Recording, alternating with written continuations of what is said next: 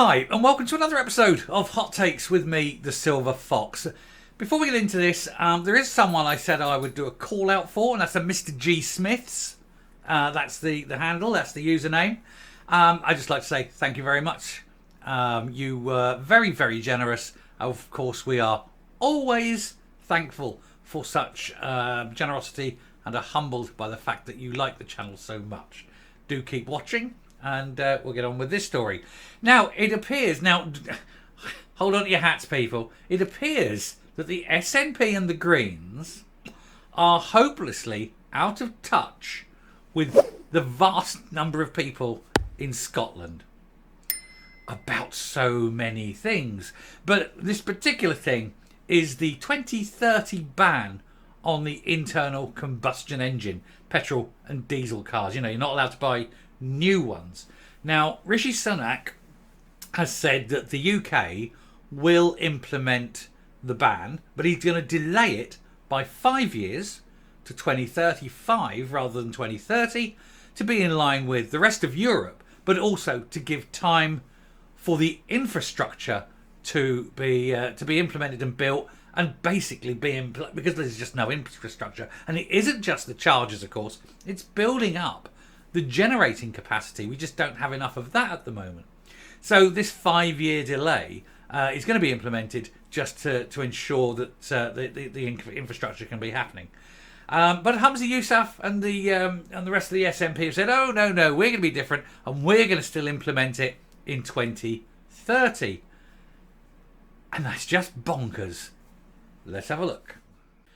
So there we go. There's the headline. Scotland's SNP Green executive is hopelessly out of touch on a 2030 ban on new petrol and diesel cars. Well, children, can you work out what's going to happen in 2030 when they ban the selling of new diesel and petrol cars in Scotland? And yet you can buy them in England. What do we think is going to happen?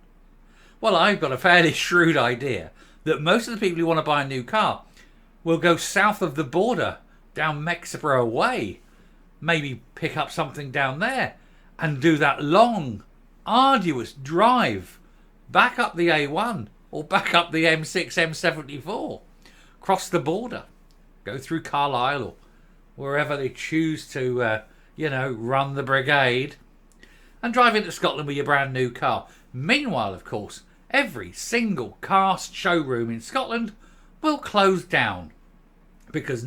second-hand cars, fine. But every new car showroom will close down because nobody will be able to buy a new car in Scotland. Unless, of course, you buy an electric car. But who the hell is going to buy an electric car? Sales are stalling now. They haven't got the infrastructure. And it's very unlikely that Scotland will have the infrastructure in place by 2030, considering they haven't been able to dual the A9.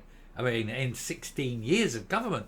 The fact that they're going to need something like another 1 million chargers across the country, it ain't going to happen, is it? And so there we go. That is the end of the new car sales in Scotland. You've got 7 years, 6 and a bit years left, lads. Get your sales in quick because you're about to go. Boom, gone. No more new cars in Scotland. Meanwhile, north of England, they're going to have a right booming car sales, aren't they? These people, they have the IQ of a banana. Anyone can see what exactly is going to happen. Now, I know that there aren't any cars made in Scotland anymore. That's not true. Munro, I think, but I don't think they actually... But we're only talking about specialist little thing, and there is another one that does a sporty thing. But there's no sort of mass maker. Who was the last mass car maker in Scotland? Hillman? Hillman Imps, probably? Can't think of anyone else. If you know someone who made cars in Scotland after the Hillman Imp, tell me. I know the Hillman Imp was Scottish. Great car too. Brilliant car. But, let me know in the comments. I honestly can't think of one. Anyway, it's an obvious thing that they've got it wrong and they're never going to admit it. What do they think is going to happen? Oh, look, it's 2030. We're banning new car sales. Why is everyone going to England to buy their new cars? Honest to God, I can't get over the level of thickness that these people have. They are as thick as champ. They really are. It is.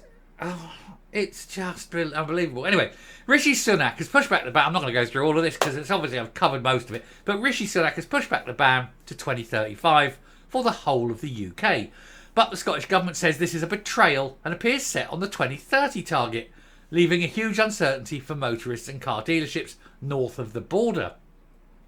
Humza Yousaf is facing growing pressure to follow Rishi Sunak's lead by rolling back a raft of key green pledges. The Prime Minister has delayed the ban of sale of new petrol and diesel cars across the UK from 2030 to 2035, and his major policy announcement has caused huge uncertainty in Scotland because although vehicle licensing is reserved to Westminster, the SNP Green executive intend to phase out the need to buy new petrol and diesel cars and vans by 2030. Now, you've already got the problem in Scotland with the police, who are all saying, for God's sake, don't. Police cars don't have the range. You've got to remember, rural Scotland, there's very little of it, and there's a long distance in between these places. You know, you go out on a patrol and you will be stuck in the middle of, nowhere, literally stuck in the bridge, on the bridge of Orkney perhaps or something. And you won't have any way of charging your car, and especially not with Scotland's weather. It can't be solar, can it? And what are you going to do? You're going to have to phone up the police station, get another van to come out and collect you. And the moment you start towing with an electric car, wow, your range goes down big time. These people are bonkers. Now, that's that. Rishi's going on. He's saying that the drive for net zero should not be economic suicide. And he's quite right.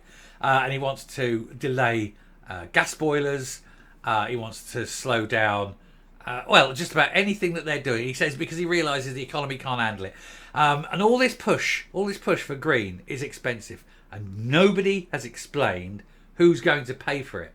And it's going to cost hundreds of billions of pounds. And that's money that would otherwise go into the economy, which is now not going into the economy, and the whole economy dies. Rishi has slowly got there. He slowly understood the problem and the fact we don't have the infrastructure. Humza Yousaf, on the other hand, the man with the brain the size of a peanut, is yet to understand the basic niceties of energy economics. Like, if you don't have enough energy, you can't do shit. But he's too stupid to understand that. We know he's a very stupid man. And he's backed up with a whole team of very stupid people. It's almost as though the lunatics are running the asylum. In reality, you should never give people this stupid any level of power. And yet the voters of the SNP keep doing it. They keep looking, who's the most stupid person we could have in power, and electing them. I'm coming up. So there we are, another surefire winner from the SNP. Another policy that will have to be reversed. Another policy doomed to failure from day one. They can't help themselves, can they? At every junction they look, hey, we've got two directions. Shall we go the right way or the wrong way? And without fail, every single time, they choose the wrong way because they have absolutely no idea what they're doing. How can anyone be as stupid as this? How do they function as human beings, literally being that stupid? It's beyond description. It's got to be deliberate. It can't be accidental. Because if it was accidental, then occasionally they must, by random chance, get at least one thing right.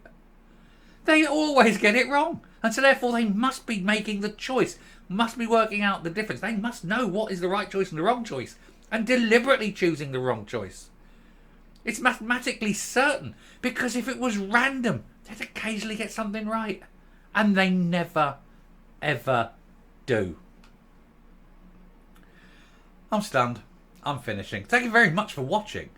Do please hit the subscribe button because it really does help the channel. We're a political channel and every subscription matters massively to us. Also, leave a like on the video. Also very important. And until next time, stay safe, stay well, and never trust these morons. They couldn't change a pocket lint. Honestly, these people, just dim. Bye.